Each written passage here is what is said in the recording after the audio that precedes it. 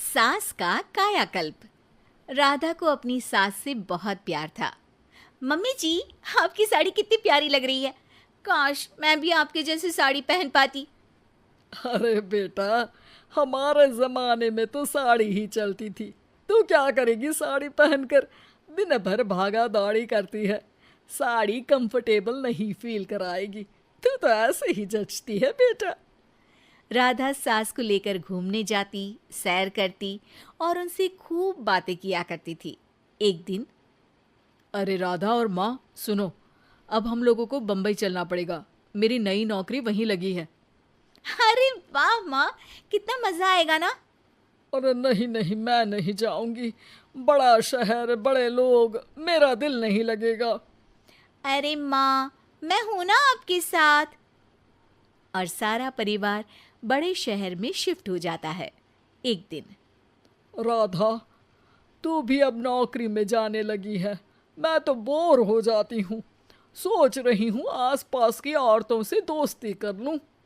हाँ हाँ माँ, और क्या, यहाँ की औरतें तो किटी पार्टी और बहुत सी फन लविंग एक्टिविटी करती हैं। तो बेटा, दो चार फन लविंग से मुझे भी मिलवा देना।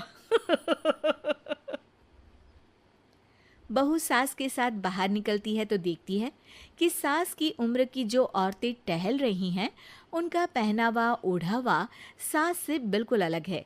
लेकिन फिर भी राधा एक औरत को रोकती है। Hello aunty, how are you? Oh great darling. Aunty, हम लोग यहाँ नए शिफ्ट हुए हैं।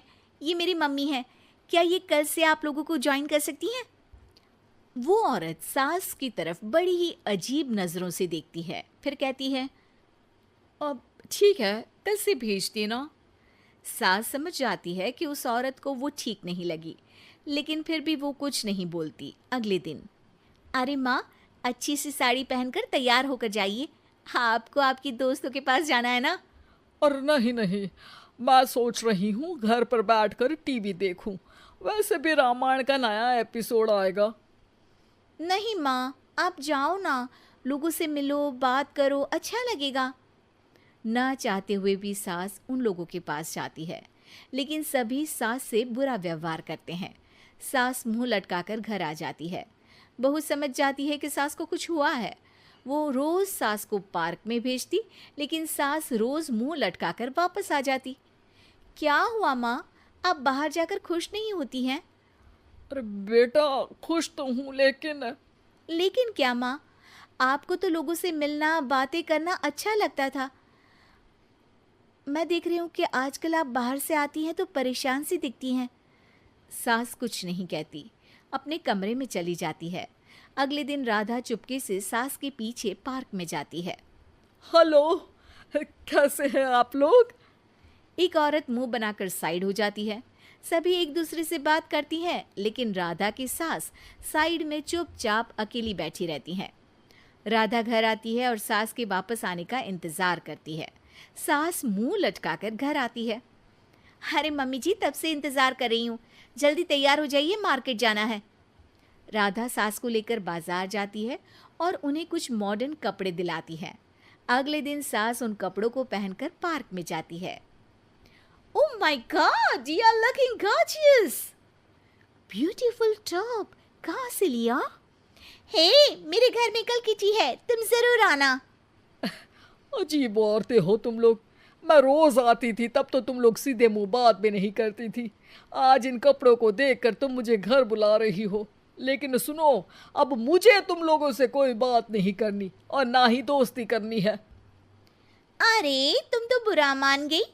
वैसे दोस्ती नहीं करनी थी तो ये कायाकल्प क्यों किया? ये मेरी बहू ने किया है। मैं यहाँ सिर्फ ये देखने के लिए आई थी कि तुमको मुझसे समस्या है या मेरे कपड़ों से। कपड़े तो बदले जा सकते हैं। अच्छा चलो, जो भी हो, अब हम लोग तुम्हें अपने साथ रखने को तैयार हैं। लेकिन अब मुझे तुम लोग नहीं पसंद। ये बोलकर राधा की सास वहां से चली जाती है। वाह माँ जी, आज तो आपका चेहरा खिला खिला सा लग रहा है। लगता है आपकी सहेलियों ने आपको अपना लिया। हाँ, वो तो अपनाना ही था। दिखावे वाली जो है वो, मेरे कपड़े बदलते ही उनका दिल बदल गया। लेकिन आज मैं उन्हें मना कर आई, अरे क्यों माँ जी? क्योंकि उन लोगों को मुझसे नहीं मेरे कपड़ों से दोस्ती करनी थी। वैसे मेरे पास तो तू है ना, मेरी प्यारी बहू, मुझे किसी की जरूरत नहीं है। अरे नहीं नहीं माँ जी, आप ऐसा क्यों सोच रही हैं? बेटा ये गलत भी तो नहीं है, जैसा देश वैसा भेष। क्यों? ठीक है ना माँ, अब जब ये हम लोगों का देश है तो क्यों ना हम यहाँ का भेष अपना ले। हाँ हाँ जरूर, मैं तो तैयार हूँ। समय के साथ खुद को बदलने में कोई बुराई नहीं है, लेकिन कहीं नकल के चक्कर में बंदर ना दिखने लगूं। खैर, बहू लग जाती है सास की कायाकल्प।